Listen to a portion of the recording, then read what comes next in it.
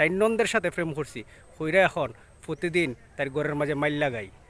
Hello everyone, আজকে একটা করুণ গল্প শোনাইমু। হঠাৎ করে আমার বন্ধুর সাথে দেখা হইলো প্রায় দীর্ঘ 6 বছর পরে। আমার বন্ধু মিডিল ইস্টে বাহারাইনে প্রবাসী, প্রায় 3.5 বছর বিদেশ করে আইছে। এখন আজকে দেখা হওয়ার পরে বলতেছে যে বন্ধু আমার তো অবস্থা খারাপ। যে কী কারণে খারাপ, যে একটা মেয়ের সাথে প্রেম করছিলাম, মায়াটা তো আমার সাইডে চলে গেছে, অনেক টাকা পয়সাও খাইছে। এখন যে নিজের জুলাই লেমু দড়ি কিনার টেহাটাও নাই। তো পরে হইলাম দেখ বেটা আমারে দেখ, আমিও তো এরকম একটা মেয়ের প্রেমে পড়ছিলাম, আমার সাইডে চলে গেছে। পরে ই মেয়েরে পাইছি না থেকে দিয়েছে, এই মেয়ের শাস্তুল বোন নুকতুল বোন হালাত্ত বোন যা আছে সব পেরে আমি ট্রাই করছি, কোনোটা হয়েছে না। শেষমেশ যে জায়গার মধ্যে বিয়া হয়েছে তাই নন্দের সাথে প্রেম করছি, হইরা এখন প্রতিদিন তার ঘরের মাঝে মাইল লাগাই।